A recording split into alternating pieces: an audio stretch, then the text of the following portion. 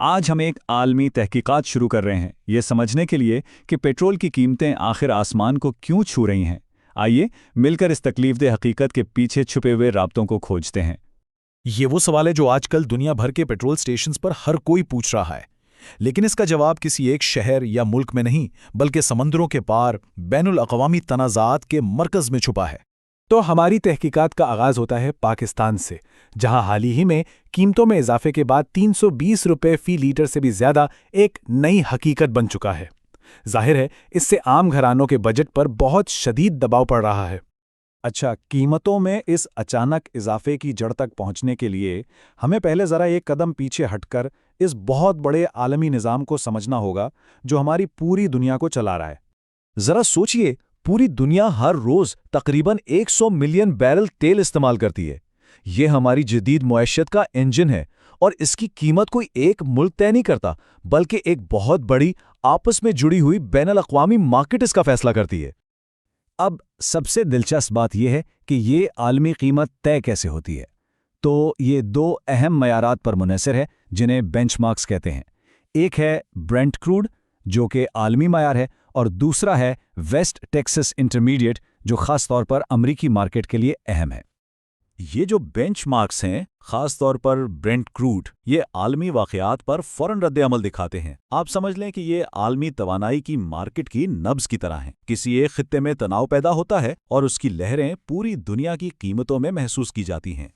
اب ہماری تحقیقات ہمیں عالمی تیل کی پیداوار کے مرکز اور ایک ایسے خطے کی طرف لے جا رہی ہے جو ہمیشہ سے سیاسی تناؤ کا شکار رہا ہے، یعنی مشرق وسطیٰ۔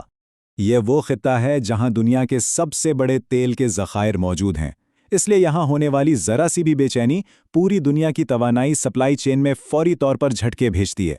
تو اس سب میں سب سے اہم نقطہ یہ حیران کن عدد ہے 20%۔ جی ہاں، پوری دنیا کی روزانہ تیل کی سپلائی کا تقریباً 20% حصہ صرف ایک ہی جگہ سے ہو کر گزرتا ہے، اور وہ جگہ ہے آبنائے ہرمز۔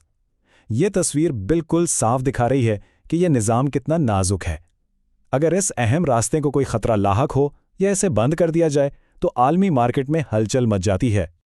اب آگے بڑھتے ہیں اور دیکھتے ہیں کہ سب ہوتا کیسے ہے، کیونکہ مارکیٹ میں صرف اصل سپلائی میں رکاوٹ سے فرق نہیں پڑتا، بلکہ اس رکاوٹ کا خوف ہی قیمتیں بڑھانے کے لیے کافی ہوتا ہے۔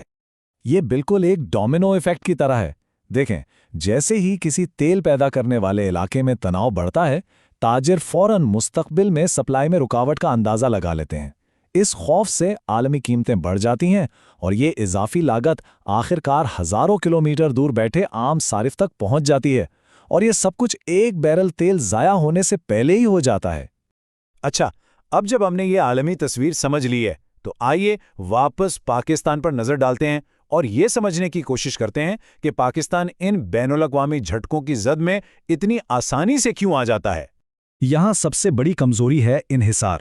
پاکستان اپنی ضرورت کی تقریباً 85% پیٹرولیم مصنوعات درآمد کرتا ہے۔ اس کا سیدھا مطلب یہ ہے کہ عالمی مارکیٹ میں ہونے والا کوئی بھی اتار چڑھاؤ براہ راست پاکستان پر اثر انداز ہوتا ہے۔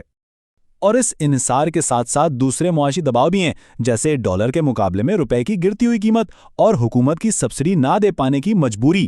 یہ سب مل کر ایک ایسا طوفان کھڑا کر دیتے ہیں جو حکومت کو عالمی قیمتوں کا بوجھ عوام پر ڈالنے پر مجبور کر دیتا ہے۔